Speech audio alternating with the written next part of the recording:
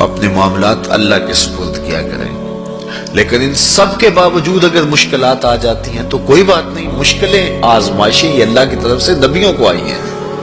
حضرت امام رازی نے لکھا ہے کہ مکے سے لے کر طائف تک 70 ایسے نبیوں کی قبریں ہیں جن کی وفات صرف بھوک کی وجہ سے ہوئی۔ تو ہم ایک دن کا فاقہ آ جائے، تھوڑا سا کاروبار نرم ہو جائے تو بابوں کے پاس بھاگ کے اللہ کے ساتھ شریک ٹھہرانے لگ جاتے ہیں۔ کیوں؟ کس وجہ سے؟ آزمائش سہیں، برداشت کریں۔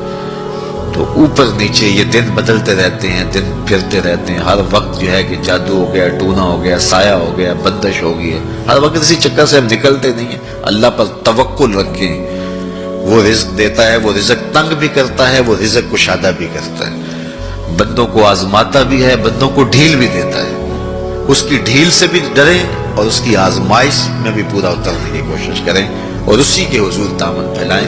جب مشکلیں آ جائیں تو مصلح بچھا لیں، گھر کے بچوں کو بھی کہیں کہ یہ مشکل آ گئی ہے، لگتا ہے اللہ ناراض ہو گیا، چلو مصلح بچھاؤ۔ اگر بیٹیاں بھی نماز پڑھ رہی ہوں، نوافل ادا کر کے رب کے حضور دعا مانگ رہی ہوں، بیٹے بھی دعا مانگ رہے ہوں، چھوٹے چھوٹے بچے بھی دعا مانگ رہے ہوں، تو کیا اللہ خالی موڑ دے گا؟ تو زیادہ سے زیادہ نیک مجالس کے اندر شامل ہو جائیں۔ تو بالخصوص میں اپنے پیر بھائیوں کو پابند کرتا ہوں کہ آپ اپنے گھروں میں بھی پابند کریں، کسی بابے کے پاس نہ جائیں۔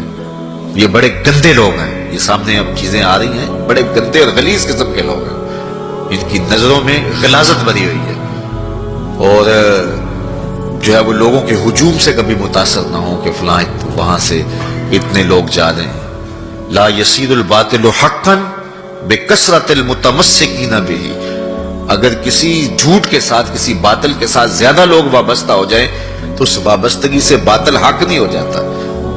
لوگ کہتے ہیں جی اتنے لوگ آ رہے ہیں، کچھ ہے تو آ رہے ہیں، تو جو بت خانے میں جا رہے ہیں اتنے لوگ تو کچھ ہیں تو جا رہے ہیں، کیا مطلب یہ کوئی اب معیار ہے؟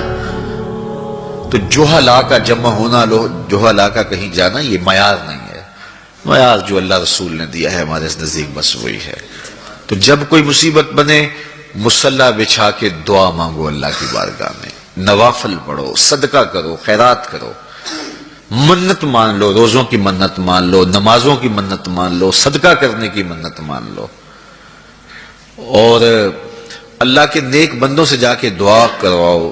غریبوں میں آپ رزق بانٹو، اس سے برکت ہوگی، اس سے پریشانیاں دور ہوں گی۔ رزق کم ہو گیا ہے تو غریبوں کو دو، لگتا ہے غریبوں کو دو گے تو اور کم ہوگا، نہیں، جب دو گے تو اللہ کے سچے وعدے آپ کو نصیب ہوں گے اور آپ کو برکت نصیب ہوگی، اس کے راہ میں دینے سے کم نہیں ہوتا ہے۔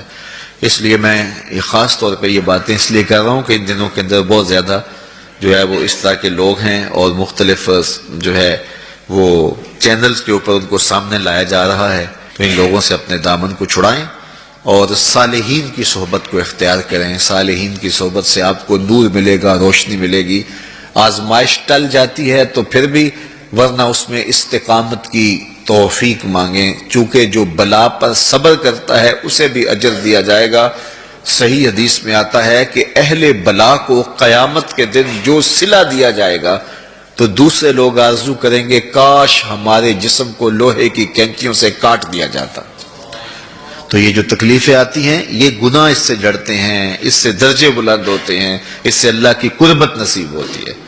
تو مصیبت آئی تو بابے کے پاس بھاگ گئے، جو فاسق اور فاجر اور مشرکانہ عقائد رکھتا ہے اس کے پاس بھاگ گئے، تو پھر ایک مصیبت بھی صحیح اور ایک اپنا ایمان بھی اجاڑا۔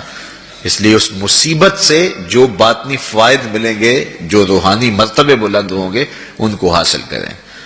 تو غیرت کے ساتھ جینے کا ڈھب ہم سیکھیں، مت ایسے لوگوں کے پاس جائیں۔ اللہ آپ کو مجھے اپنی رحمتوں کے سائے میں رکھے۔